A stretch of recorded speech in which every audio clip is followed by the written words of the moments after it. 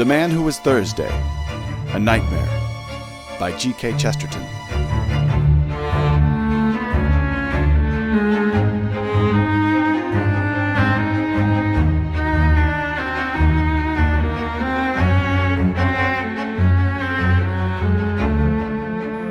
Episode 4, The Earth in Anarchy.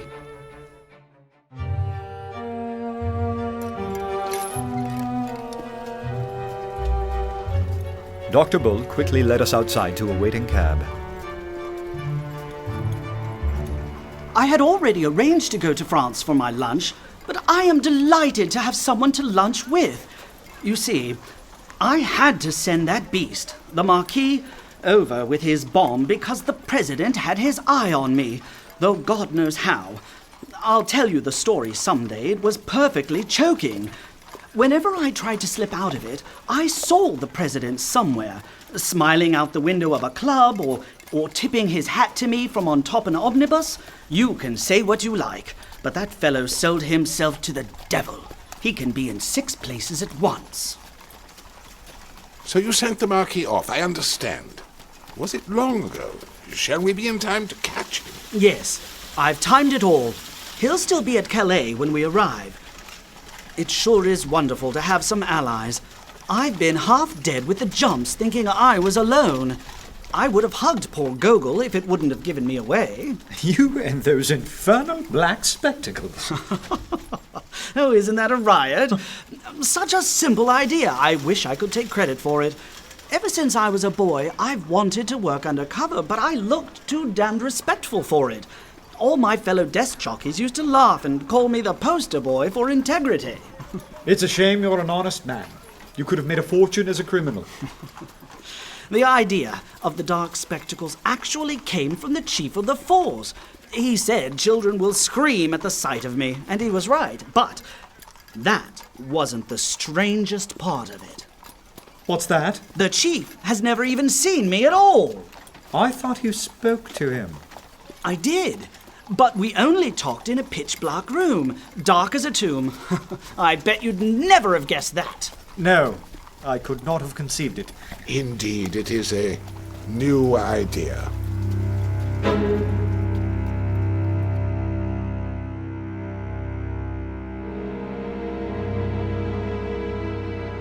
Before we could even catch our bearings, we were already on the Calais boat headed for France. Once we're there, how do we go about detaining him? Theoretically, I suppose, we should call the police. We are the police. We can handle this on our own. Besides, Sunday already suspects more of us as spies. If he smells the police, he'll disappear, and we'll never be able to catch him. Plus, well, I gave my word that I wouldn't. It's silly, I know, but he was a decent man.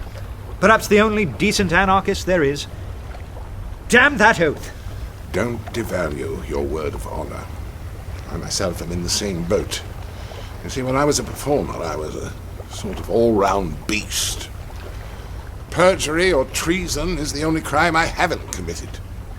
If I did that, I shouldn't know the difference between right and wrong. I gave my word to the secretary. You know, with the upside-down smile. I swear, that man must be the most utterly unhappy human being on the planet. I don't know if it's his digestion or his conscience or his philosophy, but he's damned to hell, and I can't turn on a man like that. I know it sounds crazy, but... It's not crazy. I knew you'd be like that when you first... What? When you first took off your spectacles. The fact is that we 3 are alone on this planet. On the council, we are 3 against 3, but they are better off, because they can get help from their organization, and we can't. As well as the fact that... One of those 3 men is not a man. My idea is this. We must do something to keep the Marquis in Calais till tomorrow midday. We cannot denounce him as a dynamiter. That is agreed. We cannot pretend to keep him on anarchist business. We are supposed to share his priorities. We might try to kidnap him and lock him up ourselves, but he has a whole bodyguard of friends. He is very strong and brave, and the event is doubtful. The only thing I can see to do is to take advantage of the Marquis's status as a nobleman in high society and send him to the hospital. What are you suggesting? We shoot him? No, I was thinking of something more civilized. What the devil are you talking about? The Symes are first mentioned in the 14th century, but there is a tradition that one of them rode behind Bruce at Bannockburn. Since 1350, the tree is quite clear. He's gone off his head. Our bearings are Argenta chevron jewels charged with 3 crosslets of the field. The motto varies. Are you seasick or just joking in the wrong place? My remarks are almost painfully practical. The house of St. Eustache is also very ancient. The Marquis cannot deny that he is a gentleman. He cannot deny that I am a gentleman. And in order to put the matter of my social position quite beyond a doubt, I propose at the earliest opportunity to knock his hat off. But here we are in the harbour. We went ashore under the strong sun. I led them along a kind of marine parade until we came to a cluster of cafes overlooking the sea. Sword stick in hand, I pulled the blade from its rigid sheath. If you're proposing what I think you are, then we can just turn around now, because the Tsar is as good as dead. As are we. Shh! There he is. The Marquis, eating lunch just as I said. Let's just sit here where we won't be seen. Waiter, a bottle of Saumur, if you please. Oh, just what we need to feed your raving lunacy. I've written out a plan here.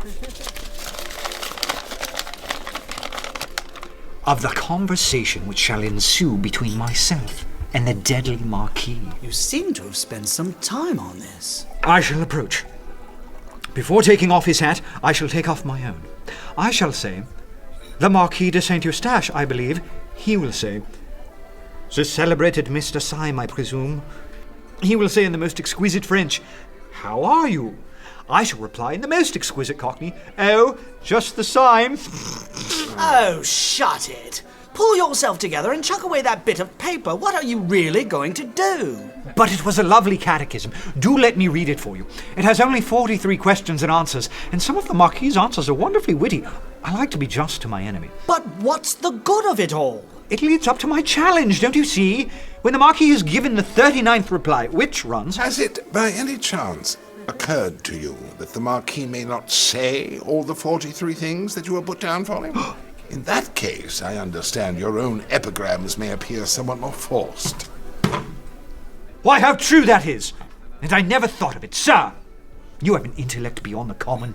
You shall make a name. Oh, you're as drunk as an owl. Since the course of a dialogue cannot be predicted by one of its parties alone, as you have pointed out with such recondite acumen, the only thing to be done, I suppose, is for the one party, as far as possible, to do all the dialogue by himself. And so I will, by George. What if you kill him? Then we still achieve our goal. And if he kills you, what then? Are you ready to die for this? That is, after all, what we all signed up for in that dark room. We were all charged with martyrdom. I take that charge seriously. The music reminded me of the barrel organ in Leicester Square, to the tune of which I once stood up to die. The Marquis sat at a little table with 2 companions, solemn Frenchmen in frock coats and silk hats, one of them with the red rosette of the Legion of Honour, evidently people of a solid social position. Are you going to address the meeting? I am. That meeting displeases me. I am going to pull that meeting's great, ugly, mahogany-coloured nose. You are Mr. Syme, I think? And you are the Marquis de St. Eustache. Permit me to pull your nose. What the devil? Good Lord, what is the meaning of this? This man has insulted me. Insulted you? When? Oh, just now. He insulted my mother. Insulted your mother? Anyhow, my aunt. Mon Dieu, qu'est-ce qu'il se passe ici? Ah, it was what he said. I said nothing at all, except something about the band. I only said that I liked Wagner played well. It was an allusion to my family. My aunt played Wagner badly. It was a painful subject. We are always being insulted about it. Oh, this seems most extraordinary. Oh, I assure you, the whole of your conversation was simply packed with sinister allusions to my aunt's weaknesses. It seems to me, my good man, that you are simply seeking a pretext to insult the Marquis. By George, what a clever chap you are. Seeking a fight with me? By God! There was never a man who had to seek long. There are still 4 hours of daylight. Let us fight this evening. This gentleman will act for me. Marquis, your action is worthy of your fame and blood. Permit me to consult for a moment with the gentleman in whose hands I shall place myself. Alors,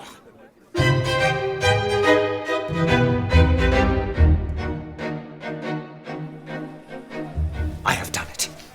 I have fixed a fight on the beast. But look here and listen carefully. There is no time for talk. You are my seconds, and everything must come from you. Now, you must absolutely insist on the duel coming off after 7 tomorrow, so as to give me the chance of preventing him from catching the 7:45 for Paris. If he misses that, he misses his crime. He can't refuse to meet you on such a small point of time and place, but this is what he will do. He will choose a field somewhere near a wayside station where he can pick up the train. He is a very good swordsman, and he will trust to killing me in time to catch it, but I can fence well too, and I think I can keep him in play at any rate. Until the train is lost. Then perhaps he may kill me to console his feelings. You understand? Good. All right. Very well then. Let me introduce you to some charming friends of mine.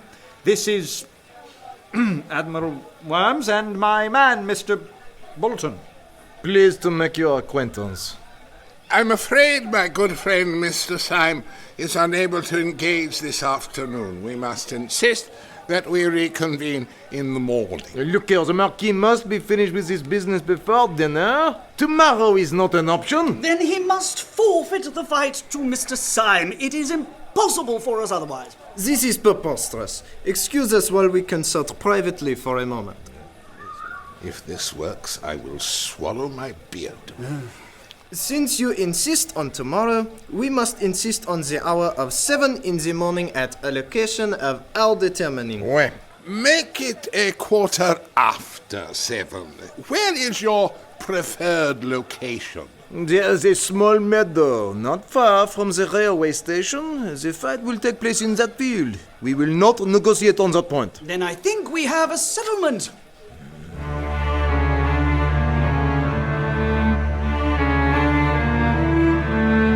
With the morning, the Marquis arrived at the field of honour without any hint of anxiety about a journey. His hands were in his pockets, his straw hat on the back of his head, his handsome face brazen in the sun. His seconds carried the sword case, and 2 servants carried a portmanteau and a luncheon basket. Early as was the hour, the sun soaked everything in warmth, illuminating an army of spring flowers, burning gold and silver in the tall grass in which we stood almost knee-deep. I suggest that the play should terminate with the first considerable hurt. Nonsense! We insist that the engagement continue until one of the combatants is disabled. You are all madmen! The argument does not warrant this type of play. To a man of the well-known skill and valour of Monsieur de St. Eustache, it must be a matter of indifference which method is adopted. peste! Let us stop talking and begin. Then begin we shall, since you have such impatience with civil discussion. Cochon! I looked over my shoulder to see whether the train was in sight, but there was no smoke on the horizon. Your sword, sir. Finally.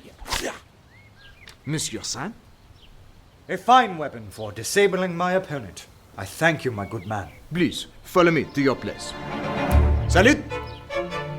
Engage! All my fantastic fears fell from me like dreams from a man waking up. First, the fear of the professor had been the fear of the tyrannical accidents of nightmare.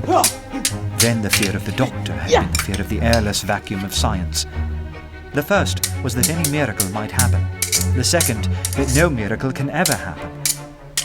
But now I was in the presence of the great fact of the fear of death. For as soon as the sunlight ran down the channel of my foe's sharpened blade, I knew that my enemy was a terrific fighter, and that most likely my last hour had come. Look at him. He's parrying his enemy's point with clockwork skill. I would not have expected it. Marquis is very determined. Looks like he scratched us on the wrist. I think I see blood. He's none the worse, though. Did our blade just enter the Marquis? I'm not sure. There isn't any blood on it, on his shirt. What's he glancing at? You risk much looking back over your shoulder. Against you, hardly. Look, there's smoke on the horizon. The Paris train is coming. That's your lit a fire under the Marquis. He's got him. That one went deep. I saw Gabriel's sword bend on the weight. Yet he's still fighting as if nothing had happened. Impossible! There's no blood on his sword. He got him below the jaw, but there's still no blood. And now the cheek that should have been a bloody scar. Something is very wrong here. 3 times had a human sword been driven into him and made no mark. Either this man lived a charmed life, or he was the devil. Perhaps I had been chosen as a champion of all humanity to cross swords with the enemy of all creation. After all, I am more than a devil. I am a man. I can do the one thing which Satan himself cannot do. I can die.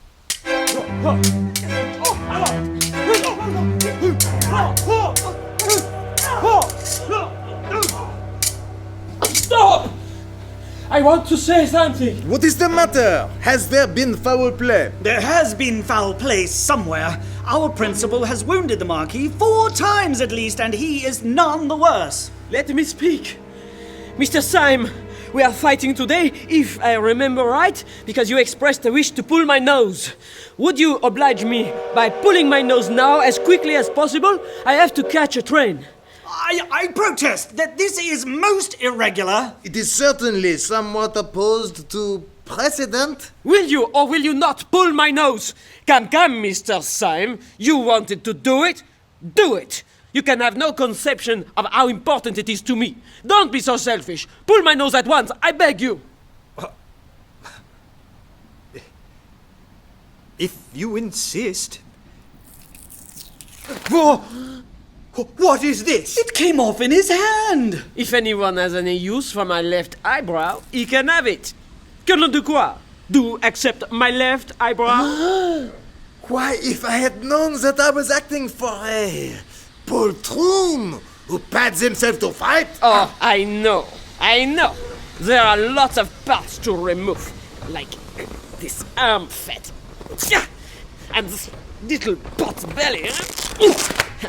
I wish I had time to explain. But I tell you, the train has come into the station. Yes, and the train shall go out of the station. It shall go out without you. We know well enough for what devil's Will work. you drive me mad? The train! You shall not go by the train. Put down your sword, you great, fat, blear-eyed, blundering, thundering, brainless, godforsaken, doddering, damned fool!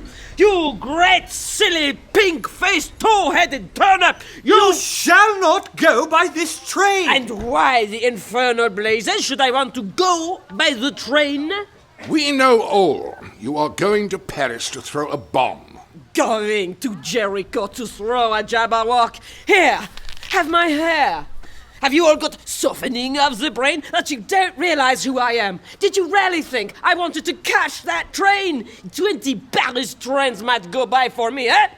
Damn Paris trains! Then what did you care about? What did I care about? I didn't care about catching the train. I cared about whether the train caught me, and now, by God, it has caught me. Sunday has us now in the hollow of his hand. Us? What you mean by us? The police, of course. Here, the rest of my face. Oh. You can see clearly who I am. Why, he's not a man at all. Brilliant observation. Never send a man to do a woman's work. I am Inspector Ratcliffe. I'm fairly infamous among the police, and I can see well enough that you belong to them. But if you still have doubts, I have a card. Oh, don't bother. We've got enough to start a bonfire. I demand to know what is going on here. Explain yourselves before I turn the lot of you over to the police. Gentlemen, there's no time to properly explain. The disguises are a function of our occupation. We are all undercover agents charged with the infiltration of a secret society of terrorists and anarchists. They are hunting us down just as they desire to destroy all of humanity. If you are with us, we would gladly accept your help. No, by George, if these gentlefolk are really in a mess with a lot of low-rackers like that, I'll see them through it. I have fought for France, and it is hard if I can't fight for civilization. Don't make too much noise. Sunday may hear you. Sunday? Yes, he may be with them. With whom? With the people out of that train. What you say seems utterly wild. Why, as a matter of fact. But by God, if this is true, the whole bally lot of us on the anarchist council were against anarchy. Every born man was a detective except the president and his personal secretary. What can it mean? Mean? It means that we are struck dead. Don't you know, Sunday? Don't you know that his jokes are always so big and simple that one has never thought of them? Can you think of anything more like Sunday than this? That he should put all his powerful enemies on the Supreme Council and then take care that it was not supreme? I tell you, he has bought every trust. He has captured every cable. He has control of every railway line, especially of that railway line. The whole movement was controlled by him. Half the world was ready to rise for him, but there were just 5 people who could have resisted him, and the old devil put them on the Supreme Council to waste their time in watching each other. God knows what real plans he was making, while we were running after each other like a lot of confounded babies playing blind man's buff. Well? He has probably captured the world. It only remains to him to capture this field and all the fools in it. And since you really want to know what was my objection to the arrival of that train, I will tell you. My objection was that Sunday or his secretary just this moment got out of it. It was a habit of the late Marquis de St. Eustache always to carry a pair of opera glasses. Either the president or the secretary is coming after us with that mob. They have caught us in a nice quiet place, far from any hope of help from our fellow police. Let me see those glasses. They'll work far better than mine. Can't be as bad as you say. There are a good number of them, certainly. But they may easily be ordinary tourists. Do ordinary tourists wear black masks halfway down the face? Give those to me. Most of them look ordinary enough. But it's true. 2 or 3 of the leaders in front are wearing black half-masks almost down to their mouths. I can't tell who they are, but one of them is smiling on only one side. The president is not with them anyhow. Of course the president isn't with them. I wish to Gemini he were. More likely the president is riding in triumph through Paris or sitting on the ruins of St. Paul's Cathedral. This is absurd. Something may have happened in our absence, but he cannot have carried the world with a rush like that. True, there is a crowd coming, but it's hardly a valuable force. No, we are not much in Sunday's universe. To kill the Supreme Council he regards as a trivial matter, like a postcard. It may be left to his private secretary. There is a great deal to be said for death, but if anyone has any preference for the alternative, I strongly advise him to follow me.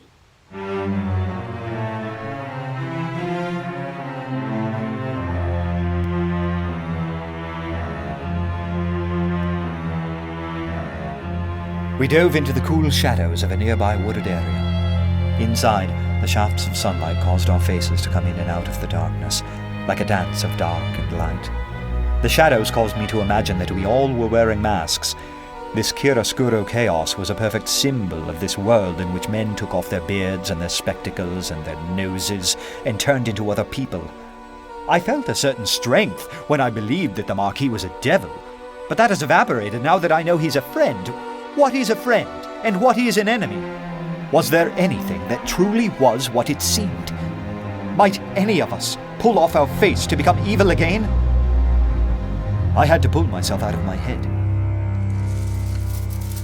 May I ask where on earth we are all going to? We'll go down through the town of Lancy to the sea. I think that area is the least likely to be controlled by Sunday. What are you saying? The anarchists own the town? Don't doubt it. No. Once we find some decent townsfolk, maybe a couple of landowners. They'll fight for us. I don't think you truly understand how far-reaching Sunday's grasp is. The wealthy are his biggest supporters. The poor have sometimes been rebels, but the working class really are the ones with a stake in this country. The rich man hasn't. He can go away to New Guinea in a yacht. The poor have sometimes objected to being governed badly. The rich have always objected to being governed at all. I'd bet my nose that Sunday would be hard-pressed to convert any ordinary, healthy person to an anarchist. It depends on what sort of person you mean. Well, for instance, he could never convert that person. We came to a small clearing back into the open sunlight. In the middle was a figure burnt by the sun and stained with perspiration, a heavy French peasant tending to a corral of horses. Mr. Syme is saying that this man, at least, will never be an anarchist. Monsieur Syme is right enough there, if only for the reason that he has plenty of property to defend. But I forgot that in your country you are not used to peasants being wealthy. He looks poor. Quite so. That is why he is rich. He's also the only place within 20 miles in which we can get horses. How much would he take to give us all horses? Those dogs are all on foot, and we could soon leave them behind. Oh, give him anything. I have piles of money on me. Oh, that will never do. He will never have any respect for you unless you drive a bargain. Oh, if he haggles... He haggles because he is a free man. He wouldn't see the meaning of generosity. He's not being tipped. I'll go speak to him. The French colonel talked to the horse rancher as if he were bickering at a market stall. Meanwhile, the rest of us stared past the woods, where the square black mob was moving like one monstrous beetle. That mass of men looks common enough. Dark clothes and plain hats. The riddle as to where the anarchists got all these followers is still unsolved. What is certain is that one man leads them, and that's the deformed smile of the secretary. But they don't sprawl and trail out like an ordinary mob. They move with a sort of dreadful and wicked woodenness, like a staring army of automatons. Yes, that's discipline. That's Sunday. He is perhaps 500 miles off, but the fear of him is on all of them, like the finger of God. Let's get these horses and put them far behind us. That's it then. He's received a proper fee. This way.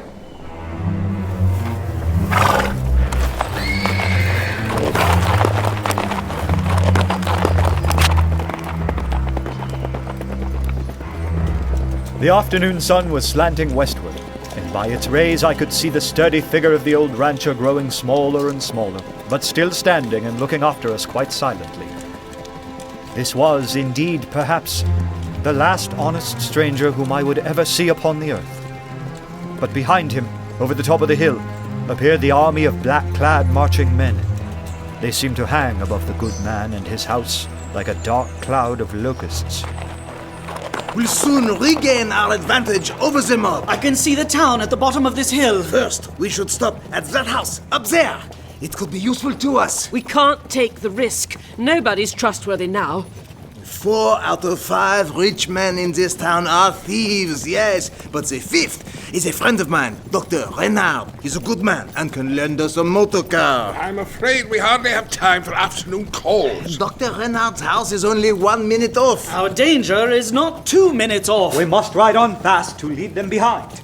He has a motor car. But we may not get it. Oh, yes, he is quite on your side. But he might be out. Hold your tongue.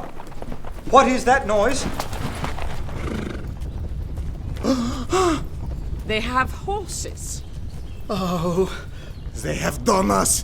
Prepare to receive cavalry. Where can they have got the horses? I was speaking with strict accuracy when I said that our rancho was the only place to get horses within 20 miles. No, I don't believe he'd do it. Not him. He may have been forced, which is reason why we are all going to see my friend Renard, who has a motor car. Isn't this quite the view? You can see the ridge from here. We have 5 minutes at most. This is no time for civility. We should force our way in. Colonel Ducroix. Ah, my good friend, Dr. Renard. What brings you here? I'm afraid we are the targets of a rather sizable anarchist uprising. We have been fleeing on horseback, but I wonder if we might borrow a motor car or two. A general uprising of anarchists? That's not possible. It wouldn't happen. Anarchy is all childishness. Does this look childish to you? Out the window, we could see a curve of black cavalry come sweeping over the top of the hill with all the energy of Attila. One rider rode far ahead, and it was unquestionably the secretary himself. I suspect that you are all mad. But God forbid that get in the way of our friendship. To the garage! Look at all these cars. It's a museum. Here. I think I can spare this one for a night. Don't you have anything a bit more up to date? This is fine. Any of these are faster than a horse. Good luck! And be careful! I can't understand why it has grown so dark. Going to be a storm, I think. Damn! Looks like it's dead. We may be as well. It's the secretary. Hold! Do not move!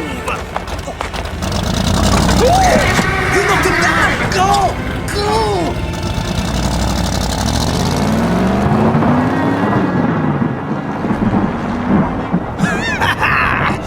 Was I not right, huh? When I said that Dr. Renard was worth knowing. You were. We are in the clear now for sure. Don't celebrate yet. I won't feel safe till we're at the police station. Just pray that they're on our side. Now that's ridiculous. If you really think that ordinary people, policemen even, are anarchists, then you're loonier than the secretary. I bet if we turned and fought these men right now, the whole town would fight for us. I'm sorry, you're wrong. The town would fight for them. You'll see. What was that? They must be closer behind us than we think. It was not the sound of horses. It was not behind us. Those are Dr. Renard's cars. Impossible! They were here. There's no way Dr. Renard would have given them cars. The whole town is on their side. You still believe that? You will all believe it soon. These are normal people with families and jobs and children to feed. There's no way that they... You were saying? Unbelievable! I see lights up ahead. We'll be at the police station soon. No, we'll never get there. What? I hate it when I'm right. No, forget it. A crowd like that doesn't mean... They must be at a party or something. I will not believe that plain happy people are terrorists. Move closer. Ah! There, what did I tell you? That crowd is as law-abiding as a cow. They're on our side. How do you know? What, are you blind? Look who's leading them. Hey, it's Renard! Of course, he's come out to help us, the silly old man. Dr. Renard! Dr. Renard!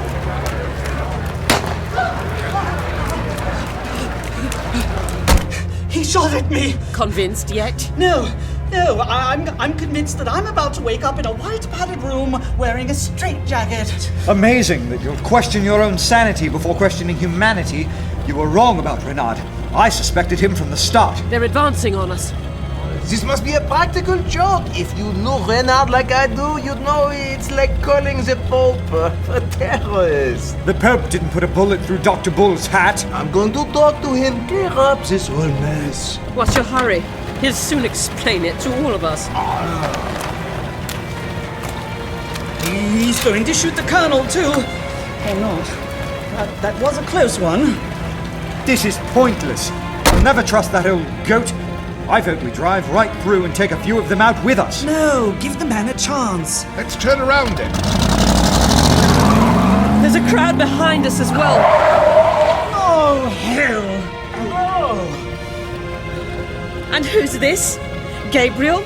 I believe it's your friend from the horse ranch. What? That's right. And he's leading the angry mob right this way.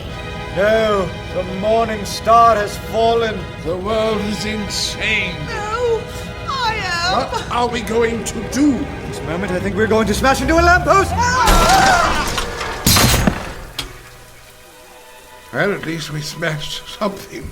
Now you're becoming an anarchist. Everyone is. They're coming closer.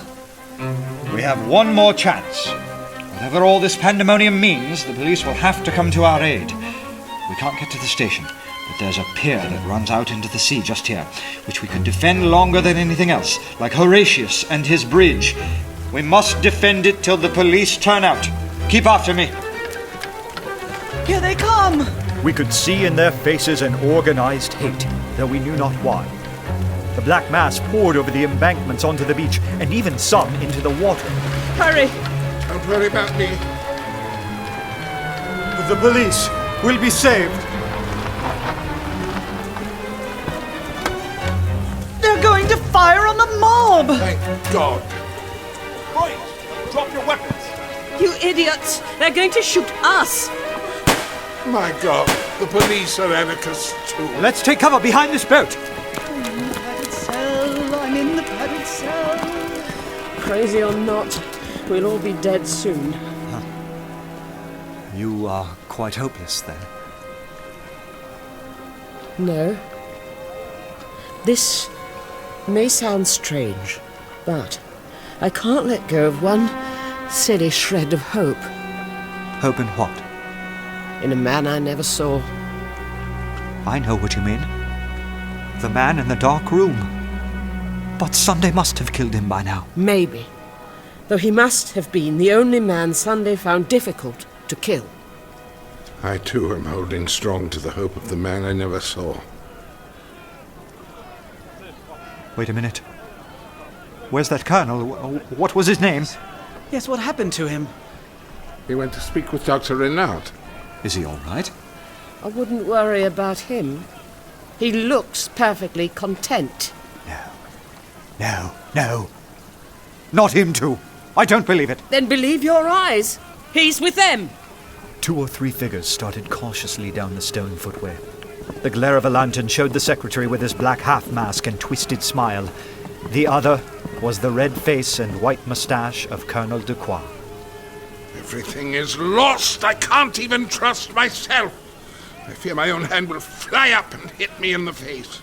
When my hand flies up, it will surely strike someone else. The bullet knocked down an old-fashioned iron lantern onto the dock. I picked it up and held it high above my head, swinging it like a ball and chain. Judas before Herod! Well, we've lost him now. At least he took out the colonel. Do you see this lantern? Do you see the cross carved on it and the flame inside? You did not make it. You did not light it. Better men than you, men who could believe and obey, twisted the entrails of iron and preserved the legend of fire. There is not a street you walk on, there is not a thread you wear that was not made like this lantern was. By denying your philosophy of death and destruction, you can make nothing. You can only destroy. You will destroy mankind. You will destroy the world. But this one old Christian lantern you will not destroy. It will go where your empire of apes will never have the wit to find it. Ready your swords. Let's charge these dogs. Wait. For our time has come to die. Wait! There must be some mistake. Mr. Syme, I don't think you understand your position. I arrest you in the name of the law. Of the law? Of course, the law. I am an undercover detective for the police. As you can see, here is my card. And what do you suppose we are? You are, as I know for a fact, members of the Supreme Anarchist Council. Disguised as one of you, Brilliant. There was never any Supreme Anarchist Council. We were all a lot of silly policemen hunting each other down, and all these nice people who have been shooting at us thought we were the anarchists. I knew I couldn't be wrong about them. Vulgar people are never mad. I know, because I'm vulgar myself. Come on, I'm going to go drink this horrible night away. Right behind you.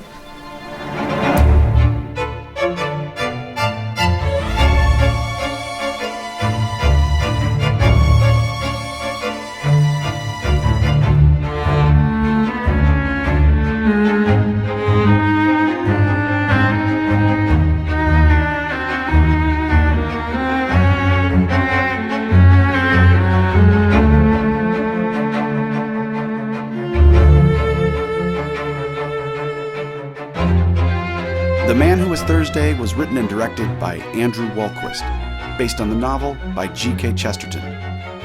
This episode featured performances by Jacob Sidney, Stephen Allen Carver, William Dennis Hunt, Lisa Wolpe, Gregory Gifford Giles, Mark Bramhall, and Rob Fox. The music was composed and arranged by David Stanton. A full list of credits, special thanks, and sound effects can be found at our website, www.manwhoisthursday.com. Thanks for listening. Stay tuned for the final episode of The Man Who Was Thursday.